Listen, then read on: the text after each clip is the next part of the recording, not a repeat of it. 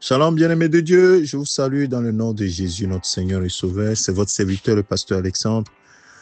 Aujourd'hui, vendredi 12 septembre 2025, nous avons la grâce de nous réveiller et nous avons ce privilège de nous rapprocher de la parole de Dieu pour suivre les instructions de notre Seigneur et notre Dieu. Et cela est agréable à lui parce que c'est ce qu'il veut de nous. Chaque matin, chaque jour, à ton réveil, rends grâce à ton Dieu et confie-lui ta vie. Demande instruction de lui, que tu reçoives ses instructions et que tu marches selon ses instructions.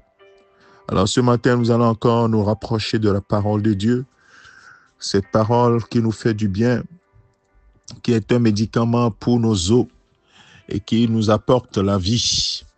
En elle est à la vie. Merci Seigneur. Et ce matin, nous allons examiner la parole de Dieu dans Ésaïe chapitre 58. Ésaïe qui est l'un des prophètes les plus prospères.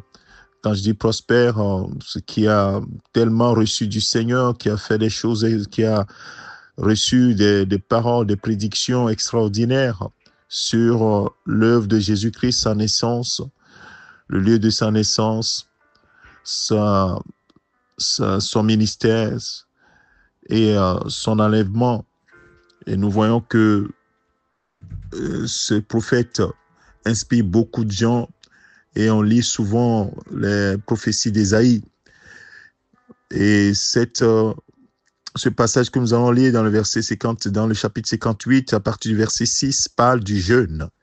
Le jeûne, c'est une privation de nourriture, très souvent dans le sens d'humilier son âme devant Dieu. Et souvent, beaucoup de gens le font quand ils sont dans des difficultés. Ils prennent un moment de jeûne ou parce que c'est un rituel de leur assemblée d'avoir des périodes de jeûne et de prière.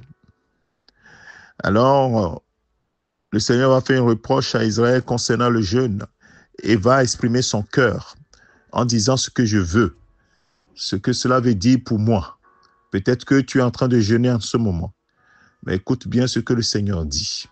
Il dit, voici le jeûne auquel je prends plaisir. Détache les chaînes de la méchanceté. Dénoue les liens de la servitude. Renvoie libres les opprimés. Et que l'on rompe toute espèce de joug. Partage ton pain avec celui qui a faim. Et fais entrer dans ta maison les malheureux sans aide, sans asile. Si tu vois un homme nu, couvre-le. Et ne te détourne pas de ton semblable. Oui. Et il y a la conséquence qu'on va lire tout à l'heure. Vous voyez ce que cette parole nous dit? En réalité, fais du bien autour de toi. Et certains vont dire, ah oui, moi je fais du bien, donc c'est fini, c'est bon. Non. Tu as Jésus-Christ comme Seigneur et Sauveur.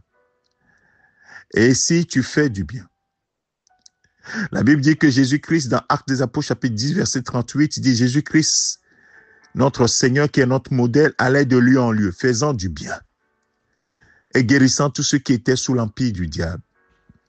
Et Dieu était avec lui. Oui, car Dieu était avec lui.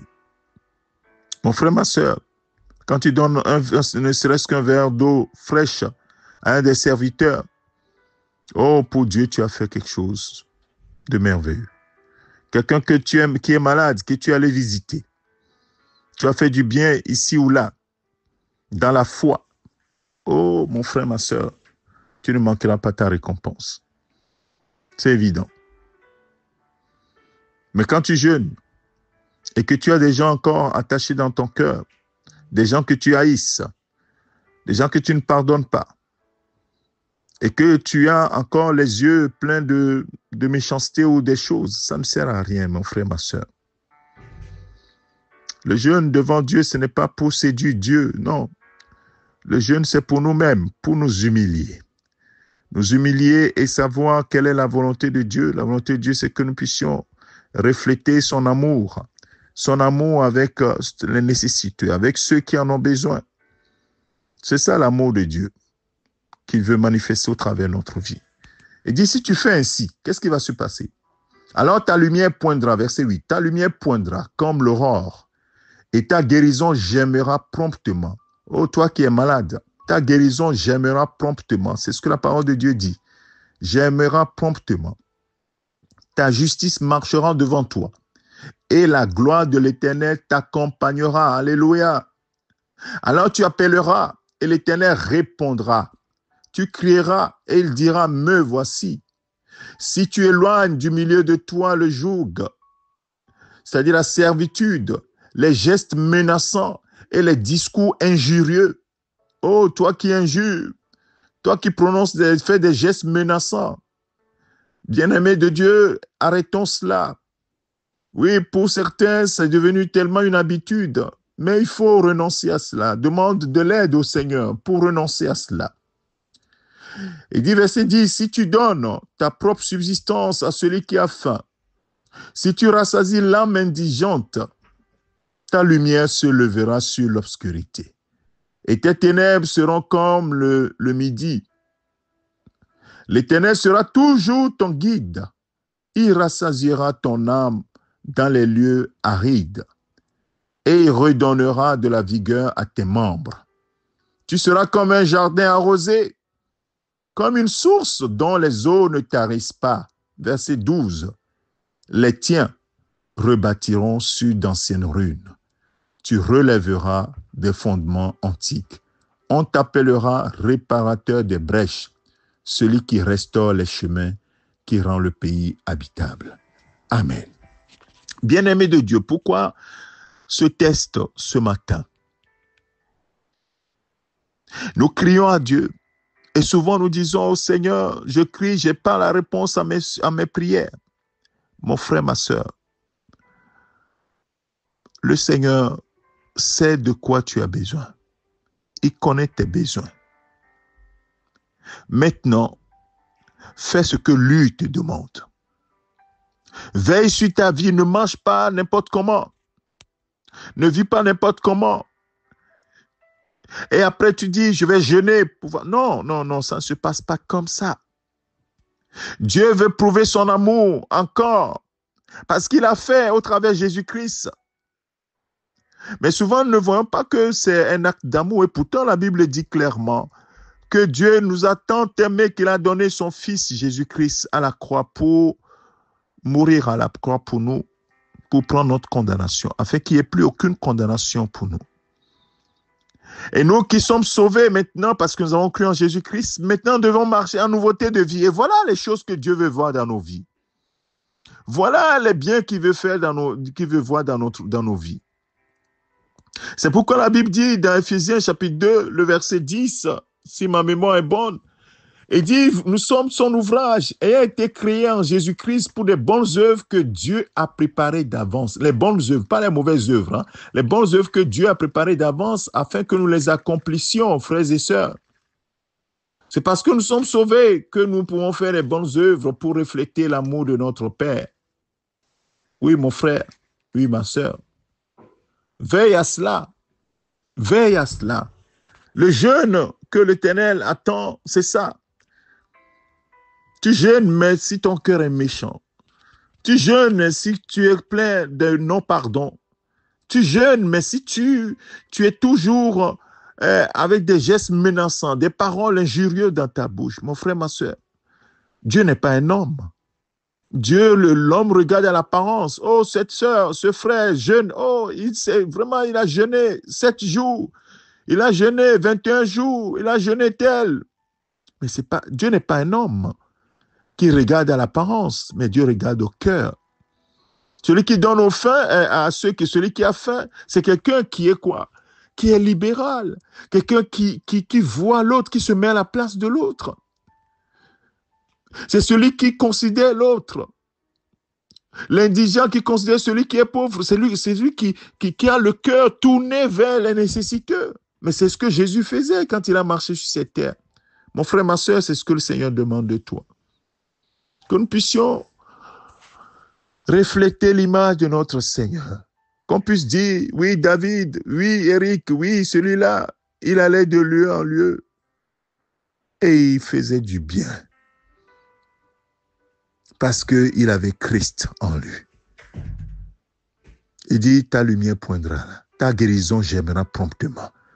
Tu appelleras le Seigneur, répondra. Sa gloire t'accompagnera. Sa protection sera sur toi. Tu rebâtiras sur d'anciennes ruines. Oui, c'est les promesses du Seigneur pour toi et moi. Alors ce matin, ce vendredi, c'est cette parole qui va ouvrir le week-end pour nous. Médite ces paroles. Comment marches-tu? Dieu est sensible à ça également. Dieu n'est pas sensible seulement aux prières, à tes prières, à tes cris vers lui, à tes jeûnes.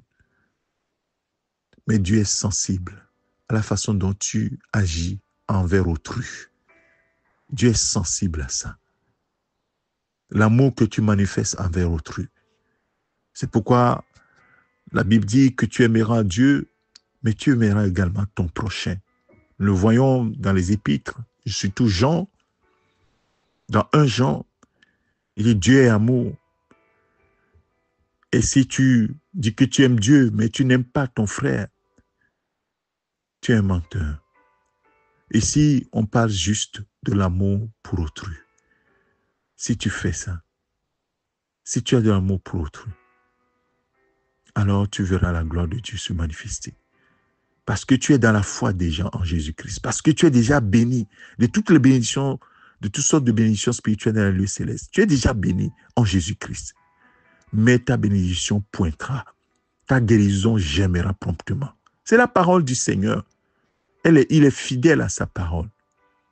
Alors mon frère, ma soeur, reçois cette parole avec foi et marche dans cette parole comme un enfant de lumière. Papa, merci à toi pour ta fidélité.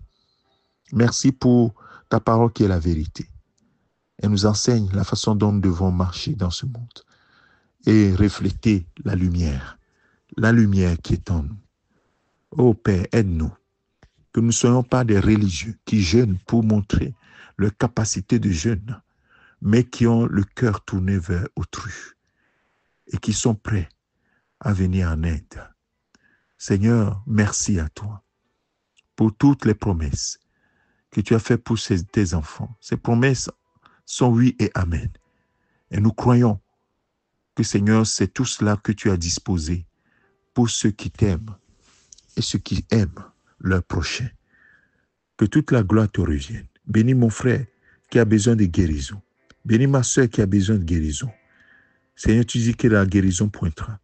Parce que Jésus a déjà porté nos maladies dans son corps sur le bois. Par ses maîtresses, nous avons été déjà guéris. Mais que cette guérison pointe. Oui, émerge. Papa, que ta lumière jaillisse dans nos vies. Que ton règne vienne. Merci, Père, de ce que tu es au contrôle de toutes choses. À toi seul la gloire.